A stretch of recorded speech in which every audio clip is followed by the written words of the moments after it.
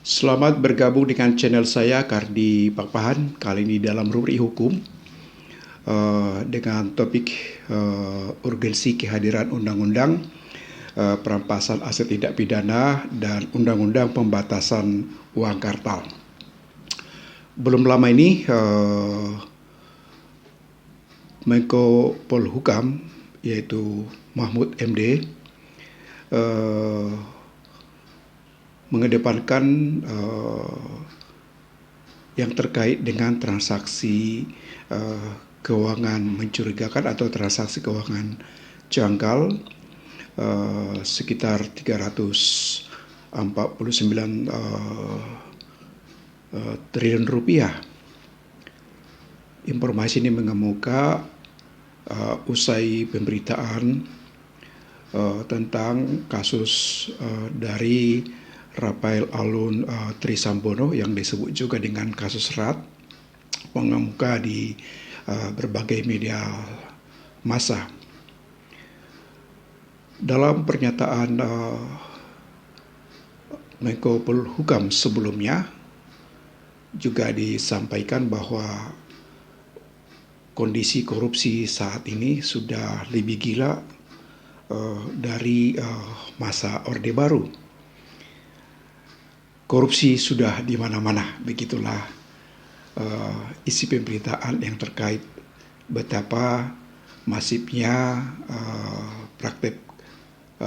dugaan korupsi yang telah terjadi.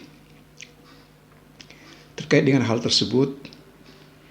maka untuk mengantisipasi hal-hal yang terkait khususnya dengan korupsi, gratifikasi, suap, dan hal lainnya yang bisa menguras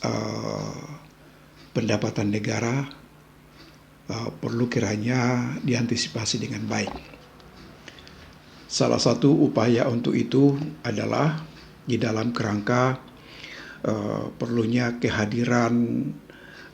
undang-undang yang terkait dengan perampasan aset tindak pidana dan juga tentunya undang-undang yang terkait dengan pembatasan uang kartal. Karena kehadiran dua undang-undang ini diharapkan bisa mengantisipasi dan juga mencegah berbagai tindak pidana khususnya yang terkait dengan kejahatan terhadap keuangan negara atau tindak pidana lain yang bisa digunakan oleh pelakunya untuk menguras aset dari masyarakat. Terkait dengan kejahatan yang terkait dengan korupsi, gratifikasi atau suap, bagaimanapun hal tersebut memiliki dampak negatif kepada keuangan negara, khususnya di sisi penerimaan negara, sebagaimana diketahui dalam beberapa tahun belakangan ini, kalau dibandingkan dengan penerimaan dan belanja negara, cenderung belanja negara semakin besar, tidak diikuti dengan posisi penerimaan yang bisa melampaui atau bisa di atas dari belanja, sehingga APBN masih termasuk defisit, di mana selama ini untuk menutupi defisit tersebut harus membuat instrumen hutang, sehingga hutang pemerintah misalkan per Maret 2023 sudah di posisi 7.800 triliun. Tentu utang yang besar demikian membutuhkan beban belanja bunga hutang yang besar, yang kalau tidak diantisipasi akan bisa mengurangi porsi untuk belanja pembangunan di dalam mewujudkan tujuan penyelenggaraan negara, khususnya untuk memajukan kesejahteraan umum bagi masyarakat, dan juga tentunya di dalam kerangka mencerdaskan kehidupan bangsa, dan juga tentunya di dalam melindungi seluruh rakyat Indonesia. Sehingga kehadiran Undang-Undang Perampasan Aset Tindak Pidana dan juga tentunya Undang-Undang Pembatasan Uang Kartal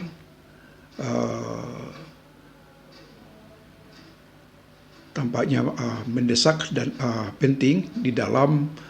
memastikan bahwa kejahatan yang terkait dengan keuangan negara atau kejahatan yang terkait dengan hal-hal yang bisa merugikan masyarakat, ya seperti misalkan dari sisi praktek narkoba, dari sisi praktek perjudian, atau dari sisi merampas aset masyarakat dalam kegiatan-kegiatan ekonomi, diperlukan dalam waktu yang tidak begitu lama kehadiran Undang-Undang Perampasan Aset Tindak Pidana dan juga tentunya Undang-Undang tentang Pembatasan Uang Kartal. Yang terkait dengan Undang-Undang Perampasan Aset Negara, misalkan batasan-batasan aset yang dirampas, misalkan yang diambil alih untuk negara, seperti aset-aset yang digunakan untuk melakukan tindak pidana, dan juga aset yang diperoleh diduga berasal dari tindak pidana yang dilakukan, dan juga tentunya aset yang tidak seimbang dengan penghasilan dari pelaku tindak pidana. Tentu dengan adanya undang-undang ini maka terbuka semakin meningkat penerimaan negara, dan juga tentunya bisa sekaligus mencegah praktik-praktik yang bisa mengakibatkan berkurangnya atau menurunnya penerimaan negara, seperti dari praktik korupsi, suap, gratifikasi, dan lain sejenisnya. Dan juga di dalam kerangka menyongsong pemilihan umum, termasuk tentunya di dalam menyongsong pilkada, diharapkan kehadiran Undang-Undang Pembatasan Uang Kartal sangat perlu, dan juga tentunya Undang-Undang Pembatasan Uang Kartal tersebut penting di dalam kerangka mencegah dan mengantisipasi praktik tindak pidana pencucian uang, yang karenanya nanti juga bisa mendukung dengan semakin meningkatnya program anti money laundering index Indonesia di kancah negara-negara di dunia yang memang sama-sama mempraktekkan, yang sama-sama menjalankan program anti money laundering. Tentu political